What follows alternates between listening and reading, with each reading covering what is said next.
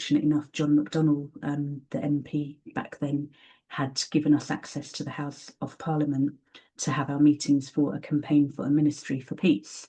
And I was like kind of in my 20s, and other people involved were much older, much more experienced human rights lawyers. And I had no clue I had ADHD at the time. I just knew I cared so deeply about everyone on the planet. And I burnt out. I completely burnt out.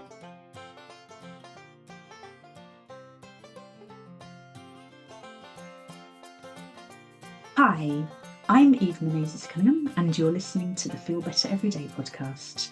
Every Tuesday, I share trauma informed and ADHD friendly self care ideas to help you take better care of yourself, and yourself with that uppercase S, that highest, wisest, truest, wildest, most joyful, brilliant, and miraculous part of yourself. The idea is to help you feel better every day, creating a life you don't need to retreat from. You can find out more at the feelbettereverydaypodcast.com. And in today's episode, we're celebrating the summer solstice. So in the Northern Hemisphere, it's the 21st of June. I mean, it's the 21st of June everywhere, but it's summer here. If you're in the Southern Hemisphere, you might be celebrating the winter solstice. And I'm kind of laughing because I live on the west coast of Ireland and it's quite wintry even in June right now, which is perfect for this episode because the summer solstice, when we're working with the Celtic Wheel of the Year energies, it's a wonderful time to think about your public self, that part of you. It's a great time to think about your commitments, what you're giving your energy to. It's a wonderful time to think about letting yourself shine. And you think of summer solstice, you think bright sunshine, sunflower energy, glorious warmth, and that's not always the case. And that's also not always the case with yourself. Like sometimes our energies are aligned and in tune with the seasonal energies, whether the lunar cycle or the Celtic wheel or whatever you follow. And other times there can feel like there's a bit of a mismatch. So if there are lots of things you want to be doing, lots of contributions you want to be making to the world, and you just don't have the energy, that's fine. And it's about honouring yourself and letting yourself be. So, really just noticing for yourself now, you might want to grab a journal and think for yourself, what do you tell yourself when you feel like you should be doing more? You should be your shiniest, happiest self, and you just don't feel like it. Maybe you have high hopes for what you'd like to be doing, maybe in your life, in your family, in your work, in your community, in the world at large, all these ideas, and just struggling to manifest them, struggling to make them a reality. And I'm really encouraging you today to connect with your energies this solstice and to think about how you might feel safe and secure enough to step out of your comfort zone. Let yourself be seen and heard, let yourself be more visible, and recognize that that is going to be scary for your nervous system. Anytime we expand, there's that part of you that's going to be afraid. Working with it rather than denying it means you can support yourself through it and still make the kind of contribution you want to make to helping create a better, fairer, more equitable planet for everyone, and also in your own work, in your own life. But we need to recognise where we are. We need to start where we are. So there's no point thinking that you've got all these brilliant ideas if you do, or feeling overwhelmed. There's so much in 2025 to feel hopeless and overwhelmed by, but that doesn't help anyone. So for the feel better portion of this episode, so the feel better element is for those times when you have the motivation, the energy, the bandwidth to do the things that can help change your state, that can help resource you. So we're going to be working with the nervous system and just recognizing that we might be quite sophisticated beings in some ways, but our wiring is ancient and we just aren't equipped for everything that's going on. the best thing we can do is not argue with reality and build in as much downtime as possible so that our nervous system can do the kind of lift sympathetic activation that life and all its excitement and all its stress and all its horror can bring. But the last thing we want to do is burn out and just go into that collapse mode. So by building in times in which we can actively rest, actively rest, I make it sound like such hard work. With trauma histories, with ADHD, rest and relaxation can feel like really hard work. But it's about countering what's normally happening. So you're on the go at work, you're on the go at home, you're on the go brain whirring, thinking about a million things, a million causes you care so deeply about and feel hopeless about. And that isn't healthy. And that's not going to help anyone. Your suffering does not help anyone.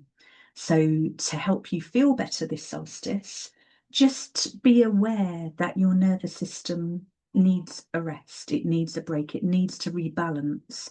And you can do this as simply as if you are a runner or a swimmer, or you do any kind of activity, if you're doing yoga, pause in Shavasana after the sun salutations in your home practice, or you might do some weights and then kind of sit down or lie down, wait for your heart to settle, or some push-ups, any kind of activity. It might be vacuuming your house, any kind of activity, lift your heart rate, or going for a brisk walk, lift your heart rate, and then give yourself permission to sit down and, if it's possible, observe your heart rate coming back to normal.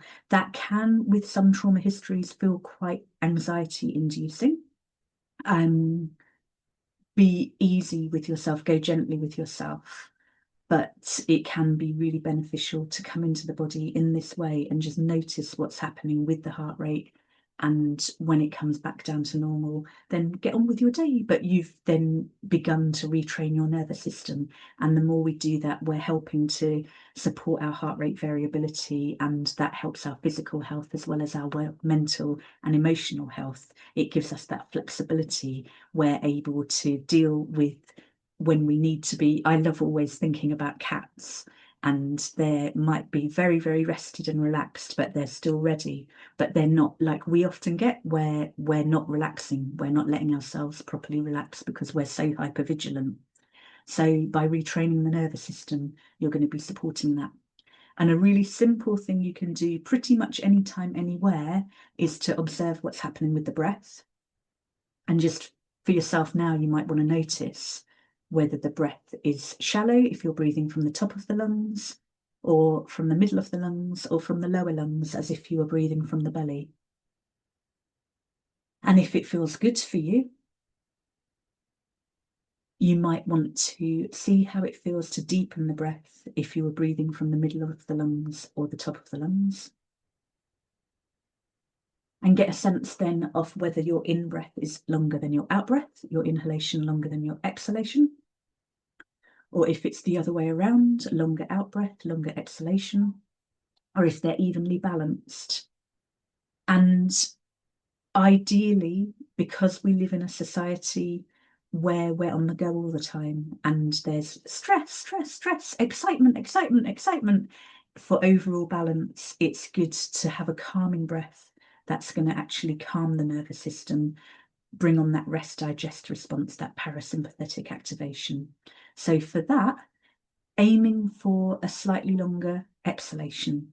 So if you enjoy counting, you might count in for 1 and out for 2, in for 2 or out for 3, or in for 4 and out for 6. A ratio that feels good with your breath, with your lung capacity. Some people, myself including, find counting stressful. So I prefer to just get a sense of a slightly longer exhalation. And I'm aware other people, like I've taught this at an investment bank in London, and they very much wanted to know how long to count for. So do what feels good for you. And just notice, even over these few moments, how does it feel? To notice your heart rate settle, to notice the breath, to deepen the breath, and to aim for that slightly longer exhalation. So something as simple as that can help you feel better. That's helping you regulate. In psychosynthesis terms, we're using the will archetype, that kind of any situation, what can we do? Like, how can we use discipline and focus and motivation? And of course, the more we practice, the more easy it is to remember when we need these tools the most. And of course, with ADHD and with trauma recovery, sometimes what seems like the simplest thing in the world can be impossible. So we move then into the be better element, where that might sound like pressure, but the idea is you're letting yourself just be, letting yourself think, okay, I have ideas for what I would love to do in my own work, in my family, in my community, in the world. And I just don't have the energy right now. I don't have the bandwidth right now. Imagine pulling a duvet over your head, let the sun shine outside, and don't feel pressured to do anything that doesn't feel good for you. So the being better element is the allowing yourself to rest, to relax, and again, recognizing that can be really challenging with ADHD brains and also with trauma history. We have that hypervigilance. It can feel unsafe to be. We might have been raised to perform, and it can feel like we're not worthy of just allowing ourselves to be. What do you mean? That can trigger a stress response on its own. So notice how you feel as I even talk about it. But also think about the times, if you can, where you have just let yourself be, where you've just been relaxing in the shower, or maybe sitting in the sun, or for me, it's being underwater, just floating or swimming or snorkeling or just taking pictures. But it's that time when my mind is most relaxed. And it might be, again, after strong movement, after some sort of exercise, and you're just letting yourself. So thinking about some of those times where, first of all, everyone deserves to just be, like, we're human beings. It's not about doing. But we get so conditioned to feel we have to be performing, we have to be productive, we have to be. And I kind of hate saying this, but it also helps motivate me and some of my clients to know that the more we actually build in that time for rest and relaxation, even when it feels like the world is shining around us and we're supposed to be on, let yourself be, let yourself do what feels good for you in any given moment. Pull that duvet over your head, or have a nap in the garden, or whatever it might be for you. It might be watching a film that you love and don't have to think about much, or listening to music. But again, that's kind of moving more back into the feel better, the regulatory, the thinking about what's going to help me feel better. The being better really is that letting yourself get still, letting yourself do nothing. For some of you, I know that it's a sense of joy, like, I love doing nothing. And for others, you might be, that feels impossible. So just notice how it feels. And then we move on to the do better part, where I want you to think about what you would like for yourself, for your family, for your communities, and the world.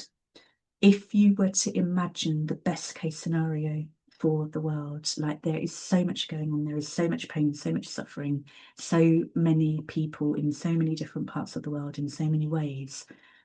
Your suffering does not help anyone else.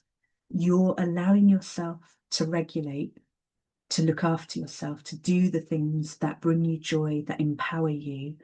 And also, you're allowing yourself to be better, to let yourself be and not be constantly trying to improve yourself, but to know that you are worthy, you are lovable. It's the love archetype in psychosynthesis. Just recognizing how you feel in any given moment and what you need. When you have that grounded, when you are feeling better from that, like, deep within state, you will then feel more empowered to do better, to have a positive impact on the world around you. I've just suddenly remembered in my 20s, I was very involved in the peace movement and I was working full time. I had a chronic pain condition and I was crossing London every week or every other week, one evening a week to go. We were fortunate enough, John McDonnell, the MP back then, had given us access to the House of Parliament to have our meetings for a campaign for a ministry for peace. And I was like kind of in my 20s, and other people involved were much older, much more experienced human rights lawyers. And I had no clue I had ADHD at the time. I just knew I cared so deeply about everyone on the planet. And I burnt out. I completely burnt out. I was trying to do way too much. And I was feeling so hopeless. I ended up getting signed off. This was in my last office job in a legal publishing company. And I was basically so upset that my taxes were being used to bomb Iraq and Afghanistan. I was sobbing walking around the open plan office. I had such high hopes for how the world could be safe for every child, and like thinking now about everything that's going on and the people impacted in all parts of the world and how heartbreaking it is and how hopeless it is easy to feel and how that doesn't help anyone. We have to do what helps us regulate our own nervous system. We have to not let ourselves get caught up in the outrage and the fear and the hopelessness, but to do the things that nourish us, even if it feels self-indulgent, eating the good food, letting yourself sleep, letting yourself just find as much joy in life as possible. That is then going to help you do better. That is going to help you have the energy to make a positive impact, to help transform what hurts your heart into healing not only yourself, but your communities and the world at large.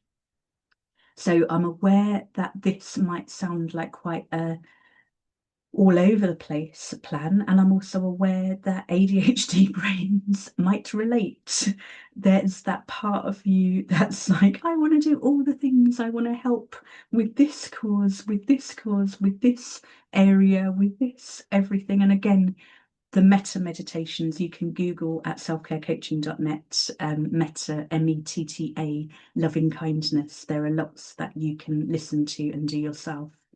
It really helps me to not just kind of go around sobbing, age nearly 50 now, but I'm actually happier now than I've ever been, in spite of all that's going on in the world, because I feel more empowered and I know that there is hope for humanity. However dire things might feel, I look at the amazing people who are working so hard to help the most marginalised groups and individuals, and it gives me enormous hope. And I hope that you will use this solstice energy to let yourself shine in ways that feel good for you, and to also let yourself rest, let yourself be, and let yourself even imagine, if you had all the energy in the world, if you had all the resources in the world, what would you be doing to help make the world a better place for everyone?